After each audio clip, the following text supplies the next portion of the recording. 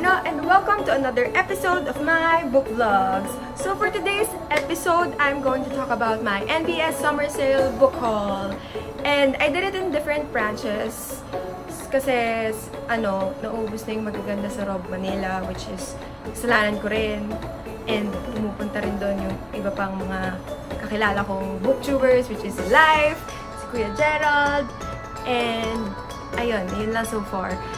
So, I went to Glorieta, to SM Manila, Taft, Vito Cruz, and of course, yun nga, Robinson's Manila branch. So, apat yung pinuntahan ko, and marami akong nakuha. Wait lang! Yung truly reviews nasa taas! Wait! So, let's start!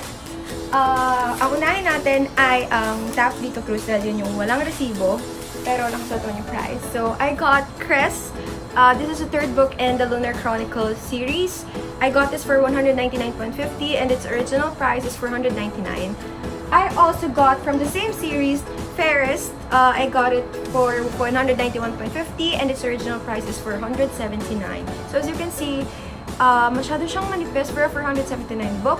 So sobrang sulit na I got it for 191.50 only. So yung next natin is from SM Manila, which is, I got 3 books. Actually, I got 4. Yung isa is Grim Lovelies, which is also 60% off. It's a trade paperback. But I gave it to one of my friends, which is Helena, because she celebrated her birthday last April 6. So, ayun. So, another book I got is The Hazelwood. So, ang price niya is $239.50 and its original price is $599. So, as you can see, ang laki nung nabawas. It's 60% off, I think. Kasi wala siyang tag, but it's written naman. Nakasulat naman siya. So, ayun. Also, I got Evermore and Everless by Sarah Holland. Actually, right now, hindi ko alam talaga kung ano yung una dito at yung pangalawa. This was just suggested by Helena kasi magkasama kaming nagpunta sa SM Manila. So, yung isa dito is 60% off, which is Everless. I think this is the second book and Evermore is the first book. And it's 20% off. Yun yata yung nagtipintis ako sa Goodreads that time. So, I got Evermore, ano na lang siya, 391, 20% off lang kasi from 489. And then Everless, 183.50 na dating for 159 pesos. So, ang next natin is from Glorieta, Talaglob. Ito yung sa Glorieta, ayan. I got Nevermore. Tapos, it's 60% off from 489, naging 195.50 na lang siya. And then, I also got its second book, which is Wondersmith, which is 235 na lang yung price niya from 589. So, ang laki na nabawas. Matagal ko na ito hinahanap. Usually, in all the branches I've been, sa Taft, sa Rob, and sa SM Manila, puro Wondersmith lang yung copy nila. And I don't want to buy the second book without the first book kasi baka hindi ko rin naman agad nagpasa. So, ayun. So, let's go to the Robinson's Manila books na nakuha ko. So, ayan.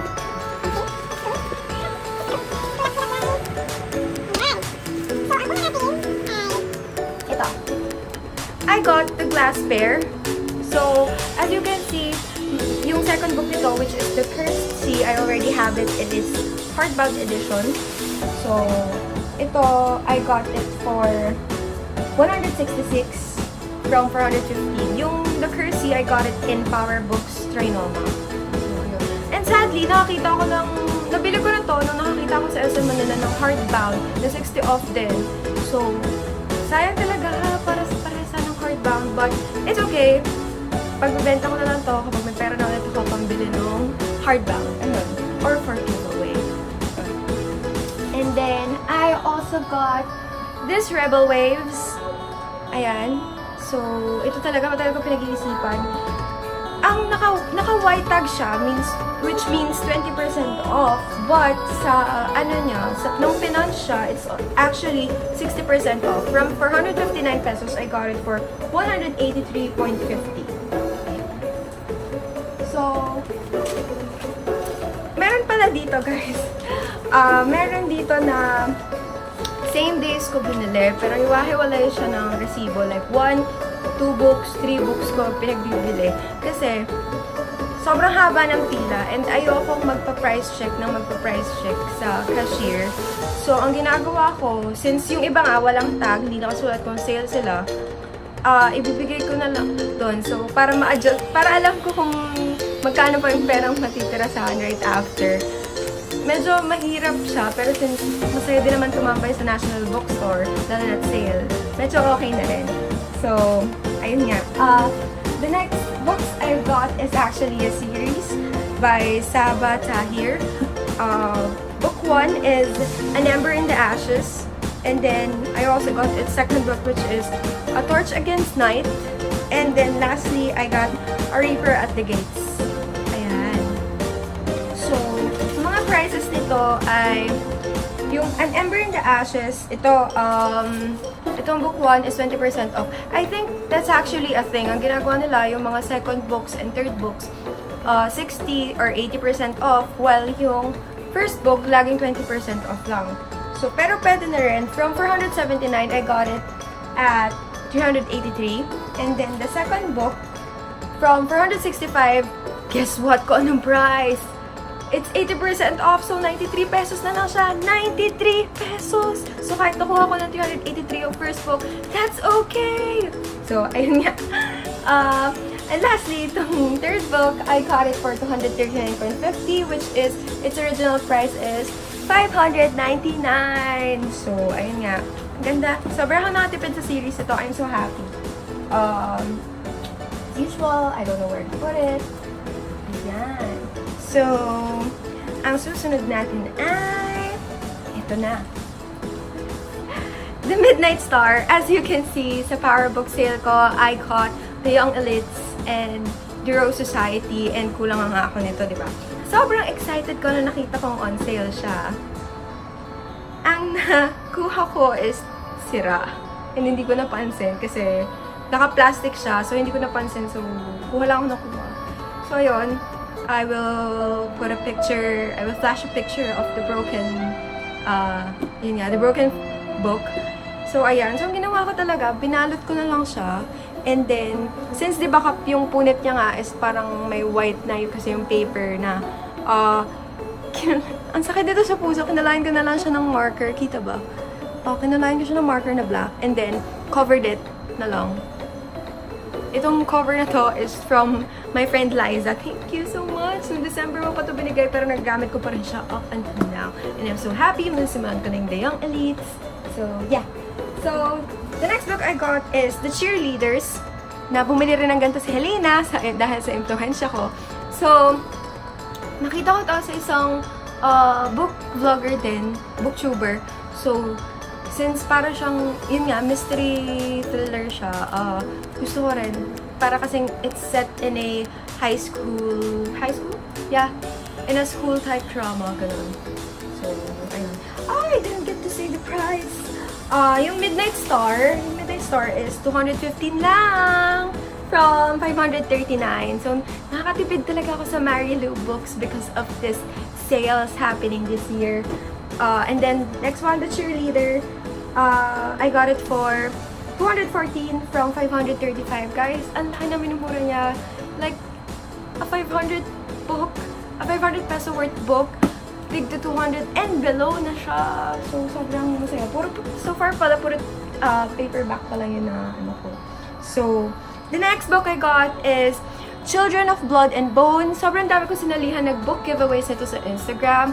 And hindi pa rin ako nananalo. So, buti na lang, naabutan ko siya on sale. From 489, I got it for 195.50. So, pwede na! Yay! Guys, sobrang talagang ang hirap magsalita. Ang sakit. Parang ito yung ewan yung lalamunan ko. But I've been drinking water already. So, if my voice turns out to be bad in this vlog, I'm really, really sorry. And parang lang ko parang sobrang fast-paced ng pag-vlog ko right now. So, well, I'm still, pause muna tayo for quite some time. I'm still trying to figure out my style in vlogs kasi I haven't figured out parang may mark on book vlogs. Pero I hope I get to, find it soon. Para, because I want to show you the real Andi as much as possible. So, ayun, okay, let's go back.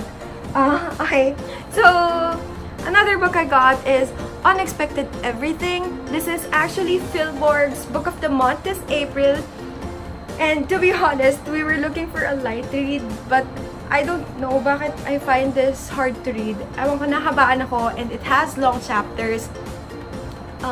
And super pet peeve ko pa naman yung, yung mahabang chapters. Like, I don't like wordy stories. Parang as much as possible, I want stories that is straight to the point and medyo, di naman fast-paced, but yung may something, may snap agad na parang, okay, I want to read you more.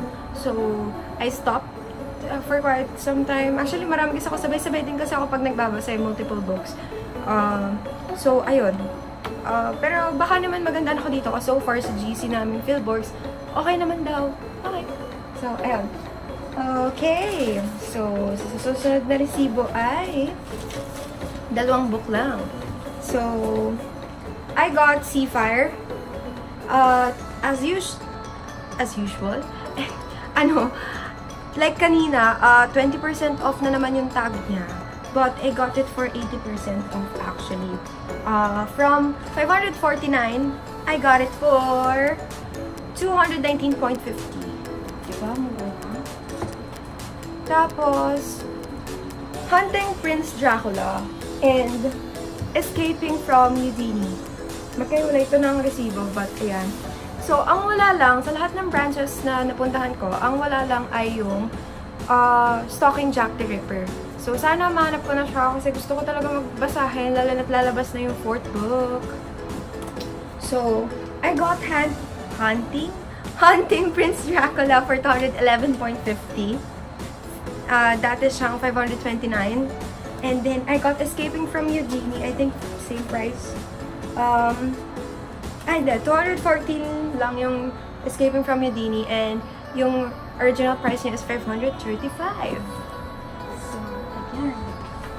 Who knows? Ito na, I'm so excited for this book. I've been waiting to buy this for a long time. Usually, nakikita ko to sa Fully Book. And you know how much I love The Little Mermaid and how much I love stories of villains. So, ito, Part of Your World by Liz Braswell.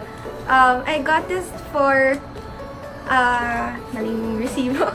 I got this for 219.50 and its original price is 799. So, ang laki ng minura ko sa kanya. Mas mahal pa nga yata to sa Fully Booked eh. So, ayun. I'm so happy I got this already. It's so fulfilling. Promise. So, ayun. If you watch my previous vlogs, you know how much I'm in love with Once Upon a Dream then and the other villain books I've got. So, ayan. Okay. It's like my baby. Okay. Okay, ito na. This excites me. This set excites me actually. Pero wait.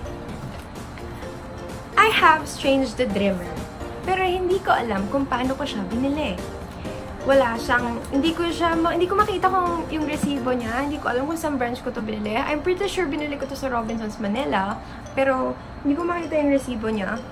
And then, wala rin siyang tag kung magkano yung sale, kung ilang percent off yung sale niya.